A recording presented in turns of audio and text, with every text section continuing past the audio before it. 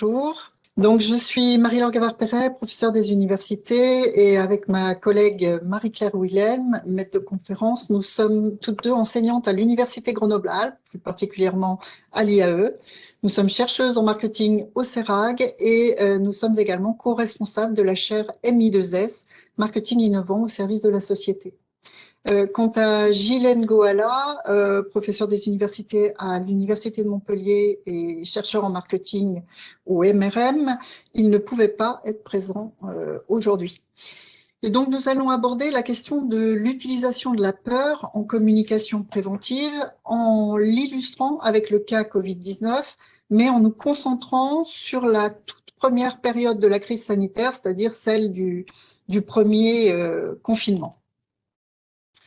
Alors, il va de soi que le Covid-19 a mis toute la population mondiale en alerte et des communications ont donc dû être mises en place en urgence et en suscitant parfois des comportements contre-productifs dans l'optique d'une gestion efficace de la pandémie. Ainsi, LCI titrait le 14 mars 2020 « Coronavirus, les gestes barrières ne sont pas respectés ». Ce manque de conformité aux mesures édictées par le gouvernement français et les organisations de santé publique a été le fait aussi bien d'inconnus que de personnalités connues. Par exemple, une restauratrice qui faisait systématiquement la bise à ses clients devant les caméras de télé, ou Carla Bruni-Sarkozy qui faisait de même avec ses amis à l'occasion de la Fashion Week. Et pourtant, ce manque de conformité aux mesures prises a donné lieu en France à un nombre élevé de contrôles. Au bout d'une semaine seulement de confinement, on comptait presque 1 million de contrôles et presque 100 000 infractions. Donc on peut penser que cette crise sanitaire a révélé certaines limites des politiques de communication de santé et plus globalement, les limites de la communication des représentants de l'État français. Mais selon nous, elle a surtout révélé une certaine méconnaissance ou insuffisante prise en compte des théories et des modèles du comportement humain, notamment ceux issus de la psychologie, de l'économie comportementale, du marketing. Et pourtant, ces modèles du comportement humain et ces théories, elles donnent des clés de compréhension des mécanismes persuasifs et elles auraient pu aider peut-être à mieux anticiper certaines réactions constatées. Et ces cadres théoriques, ils permettent aussi, a posteriori, de décrypter un certain nombre de situations rencontrées justement au cours des premières semaines de cette crise sanitaire, période, donc, je le répète, sur laquelle nous allons concentrer l'attention. Premier constat, c'est que divers cas qui ont été relatés par les médias, à l'instar de ceux vus précédemment, mais aussi des données qui ont été collectées pendant le confinement. Alors, nous regardons plus particulièrement celles collectées grâce au baromètre Data Covid, montrent que les responsables du gouvernement et peut-être aussi des organismes de santé publique ont eu du mal à convaincre les citoyens de la gravité des conséquences de l'épidémie, notamment à leur échelle personnelle, et de la nécessité qu'il y avait à se conformer donc aux mesures prises. Pour preuve, cette photo prise le 15 mars sur un marché parisien. Et pourtant, le président de la République avait annoncé des mesures restrictives le 13 mars, donc 2 jours avant la photo. Ces informations ont été largement relayées par son Premier ministre, par son ministre de l'Intérieur, diverses autorités publiques, et dans le même temps, une vaste campagne de communication plurimédia était orchestrée et diffusée par Santé publique France. Et malgré cela, des Français continuaient d'emmener leurs enfants dans les parcs, de faire venir leurs parents âgés pour passer le week-end tous ensemble. Or, ce qu'on peut voir, c'est que cet appel à la peur, il y a eu un appel à la peur qui a quand même été constant, notamment au travers de la répétition incessante de messages officiels au ton menaçant. Alerte coronavirus, façon alerte enlèvement ou alerte attentat terroriste. De plus, les médias et les réseaux sociaux ont encore ajouté des informations angoissantes comme le décompte quotidien du nombre de morts, le décompte d'hospitalisation en soins intensifs, etc. Et le ton martial du président Macron dans son discours d'annonce des mesures, avec un usage récurrent de figures, de métaphores guerrières dont les membres de l'exécutif se sont fait ensuite largement écho, eh bien, tout cela a contribué à installer une atmosphère générale inquiétante et menaçante. Donc ça, c'était le premier constat. Deuxième constat, c'est est-ce que ce recours à la menace et à la peur, qui a œuvré donc pendant de longues semaines, est-ce qu'il a été efficace? Donc, deuxième constat, c'est qu'effectivement, il y a eu une apparente efficacité du recours à la menace et à la peur, puisque les données du baromètre data Covid, donc collectées entre le 15 et le 21 mars 2020, donc à l'occasion de la première vague de collecte de données sur les 7 qui ont été réalisées dans le cadre de ce baromètre, avec 5000 répondants par vague et l'aide d'Ipsos, ces données indiquent bien un niveau plutôt élevé de peur ressenti par les Français. Plus de 8 Français sur 10 ressentent une peur moyenne à très forte pour eux et leurs proches, leurs conjoints, enfants, parents. Mais cette apparente efficacité du recours à la menace et à la peur s'est aussi doublée d'effets collatéraux négatifs. En effet, sur la même période, environ 1 répondant sur 5 s'est senti dérangé par le fait d'éprouver tous les jours ou plus de la moitié des jours inquiétude, tension, anxiété, perte d'intérêt, perte de plaisir, tristesse, dépression, désespoir. Et il s'est senti incapable de contenir cette inquiétude. Or, ces symptômes s'apparentent à ceux d'un stress post-traumatique. Et donc ce climat de peur et d'angoisse, il a d'ailleurs été fortement critiqué. Ainsi, des universitaires et des médecins ont remis en cause la gestion par la peur de la pandémie par le gouvernement et son conseil scientifique. Leur critique est très sévère à l'encontre d'une communication jugée anxiogène qui exagère systématiquement les dangers sans en expliquer les causes et les mécanismes. Mais la question principale, finalement, c'est de savoir si la peur et la menace ont été efficaces pour susciter la conformité aux gestes barrières et au confinement. Et troisième constat qu'on peut faire, c'est que, contrairement à cette apparence de conformité, eh bien on s'aperçoit que la conformité réelle, elle a été finalement assez modérée, la conformité donc aux gestes barrières et au confinement. Malgré ce climat de peur et d'angoisse, qui a été renforcé par une communication plurimédia d'intensité exceptionnelle, hein, eh bien les Français se sont modérément conformés aux consignes sanitaires. Alors certes, ils sont quasi unanimes à dire qu'ils ont réalisé tout le temps ou souvent au moins un des gestes barrières, se laver les mains par exemple, ou ne pas serrer la main. Mais un quart seulement a respecté systématiquement toutes les mesures qui étaient préconisées. Un quatrième constat qu'on peut faire, c'est que cette communication, elle a provoqué des réactions qu'on peut considérer comme inattendues. Par exemple, et contrairement à ce qui a été dit d'ailleurs dans un certain nombre de communications gouvernementales et qui a souvent été relayé par les médias, le confinement, d'après ce baromètre, a suscité une plus grande obéissance des jeunes que des seniors de 65 ans et plus. Et pourtant, ces seniors, ils étaient particulièrement ciblés par des messages répétés en continu qui étaient supposés justement les effrayer afin qu'ils se protègent, puisqu'on sait que les risques de complications augmentent très fortement avec l'âge. Comment est-ce qu'on peut expliquer par conséquent que le levier de la menace, et donc de son corollaire la peur, n'ait pas montré une plus grande efficacité dans cette situation? Alors, il y a différents modèles, différentes théories issues des recherches en sciences humaines et sociales qui peuvent aider à décrypter les processus qui étaient en action. Les 3 modèles et théories principalement centrés sur la menace et la peur, que sont le modèle des croyances envers la santé, HBM, celui issu de la théorie de la motivation à la protection, PMT, et le modèle étendu des processus parallèles, EPPM, convergent en effet sur les conditions d'efficacité d'une menace. Et ils convergent sur le fait qu'une menace n'est efficace que si, d'une part, elle est perçue comme grave par ceux qui sont visés par la menace, et que si, d'autre part, ces derniers se perçoivent vulnérables par rapport à cette menace. Autrement dit, le récepteur des communications basées sur une menace, par exemple dans la perspective de complications médicales, voire de mort liées à la Covid-19, eh bien, ce récepteur, il doit percevoir que les conséquences de la Covid-19 pourraient être graves et qu'il est concerné à titre personnel. Je vais donc laisser la parole maintenant à Marie-Claire pour détailler ces aspects.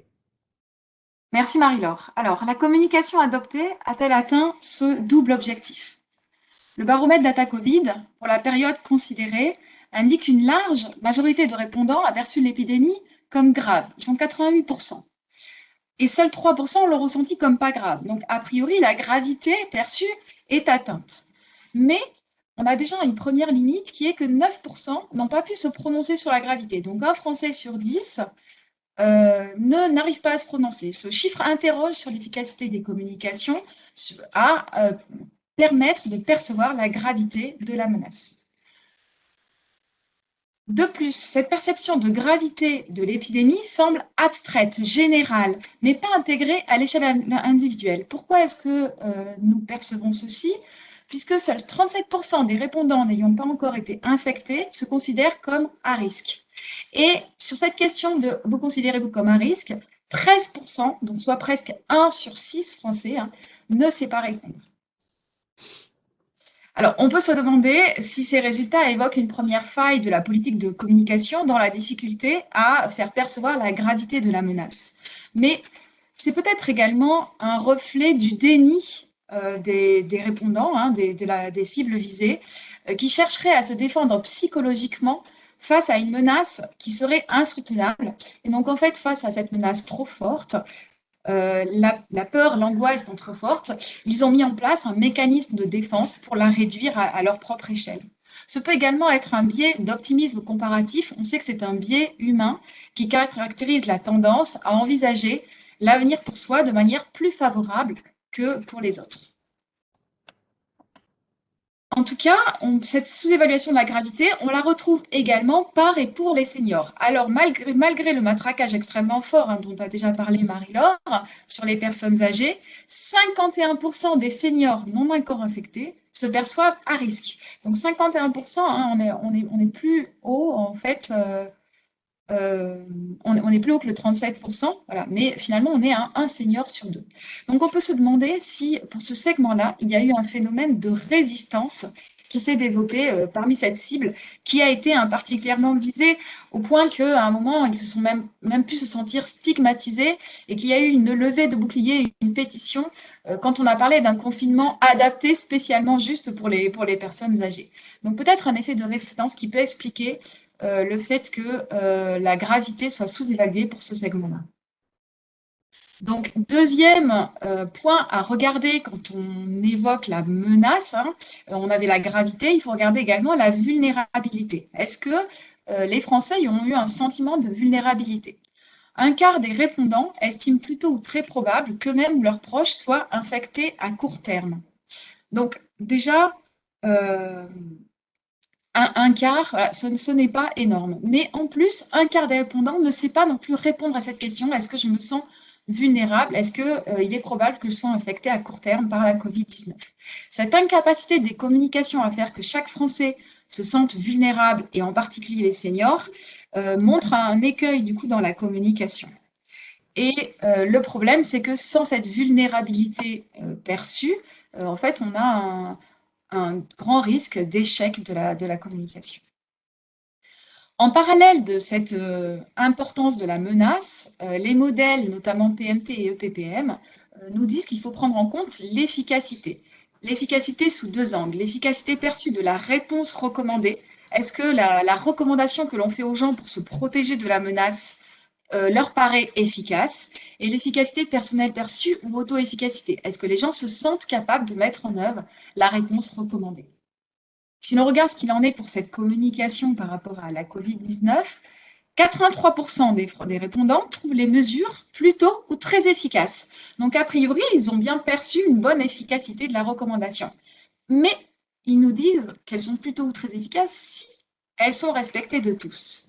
Or, quand on va voir ce qu'il se passe dans le détail, ils nous disent qu'ils pensent que 73%, 113% pensent que leur voisinage immédiat va respecter les gestes barrières. Mais quand on regarde au niveau de la population en général, ils ne sont plus que 56% à penser que cette population va pouvoir respecter.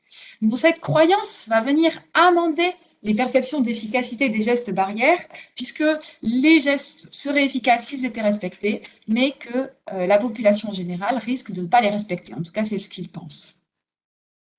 Concernant leur propre auto-efficacité, leur propre efficacité, 26% sont plutôt tout à fait d'accord avec le fait que le respect scrupuleux des consignes est particulièrement compliqué pour eux. Alors, ça veut dire qu'a priori, il serait 3 sur 4 à trouver que c'est plutôt simple. Y a-t-il un biais d'optimisme comparatif? On peut le penser. Parce qu'en fait, quand on leur demande, mais avez-vous mis en œuvre tous ces gestes barrières tout le temps? Seulement un quart estime avoir été capable de le faire. Donc finalement, ils ont l'air de penser qu'il est plutôt facile de respecter ces gestes barrières, mais un quart a seulement pu les mettre en œuvre, tous les gestes et tout le temps. Aussi, est-ce que l'efficacité perçue a été suffisante? Elle est plutôt bonne concernant les consignes, mais il y a un doute sur l'application par les autres. L'auto-efficacité perçue est plutôt élevée, mais il y a une faible application systématique réelle des consignes.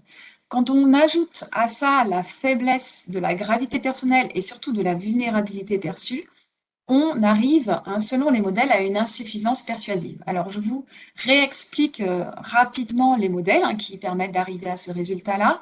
Là, vous avez un extrait du PMT, donc du modèle de la protection, de la motivation à se protéger. Et ce modèle dit d'abord que la menace perçue, quand on fait appel à la peur, la menace perçue doit être assez forte. C'est-à-dire qu'on doit trouver que la menace est grave et on doit se sentir vulnérable par rapport à cette menace. Et c'est dans ce cas-là que l'on va être motivé à se protéger, qu'on va accepter le message et qu'on va mettre en place une conduite adaptative pour se protéger du danger. Donc, on va être motivé à changer son comportement. Si ce n'est pas le cas, eh bien, on ne sera pas motivé à changer son comportement. Deuxième partie du modèle, et notamment là avec le modèle EPPM, dont Marie-Laure vous avez parlé également tout à l'heure, si on a une menace qui est bien perçue, mais que l'efficacité perçue n'est pas assez forte, il y a un grand risque que les individus s'engagent dans une protection, dans un contrôle de la peur et non du danger. Et dans ce cas-là, en fait, on va mettre en place des motivations défensives. On va essayer de se défendre contre la peur générée et rejeter le message menaçant, mais on ne va pas suivre le comportement recommandé puisqu'on trouve que la recommandation proposée n'est pas assez efficace. Les points à retenir, ce serait d'abord que ces modèles HBM, PMT et EPPM ont mis en lumière qu'il était nécessaire que les Français se sentent personnellement vulnérables à l'épidémie et la considèrent comme grave. Et il était également nécessaire que les Français estiment que les préconisations étaient bénéfiques et faisables. Or, il semble que la perception était insuffisante des bénéfices sur les mesures prises, et donc cela est mené à une efficacité modérée des communications mises en place, notamment sur certains segments. Et ça, c'est assez étonnant. Déjà sur les jeunes qui se sont dit moins aptes à respecter les gestes barrières, mais également sur les seniors qui ont eu un moindre respect du confinement que les jeunes. Alors, on en est arrivé à une conclusion, c'est que peut-être que le premier intérêt de ces mesures n'était pas bien perçu, cette dimension altruiste qui avait peut-être été mal comprise, puisqu'on aurait aimé faire passer auprès des jeunes le message qu'ils ne se protégeaient pas d'abord pour soi, mais pour protéger les autres, et notamment les plus fragiles, et pour les personnes plus âgées, se protéger, ce n'était pas non plus forcément pour soi, mais aussi pour éviter la surcharge, et également mettre en avant le fait que tout le monde était confiné pour les protéger, eux, qui avaient plus de risques. Peut-être que cette dimension altruiste n'a pas été bien comprise par plusieurs signes. En conclusion, nous aimerions insister sur le fait que, évidemment, ces communications et ces consignes ont été imposées en urgence, ce qui explique aussi sûrement leurs limites et leurs écueils. Ce qui n'a pas été encore perçu, c'est que l'avenir de chacun dépendait du respect des normes par tous. Et le défi, c'était effectivement de transformer des règles comportementales en normes sociales. Et nous avons vu, hein, notamment Karine Gallo-Pellemoffat en a parlé tout à l'heure, hein, que les modifications de normes étaient un des points importants pour le changement de comportement, mais que ça s'inscrivait dans des trajectoires long terme et non pas en one-shot court terme, ce qui explique sûrement une partie des grandes difficultés de ces communications à faire transformer ces règles en normes sociales. Et donc, pour cela, il faut user sur les leviers d'influence sociale. Ce qui est aussi un point de vigilance, c'est que finalement, on peut se demander si on n'a pas pris trop peu en compte les points de vue et les expertises des chercheurs en sciences du comportement, puisque nous connaissons ces modèles et nous pouvons nous appuyer dessus pour regarder les limites de certaines communications. Et donc, nous aurions pu les activer pour faire des communications potentiellement plus efficaces. Voilà, nous vous remercions.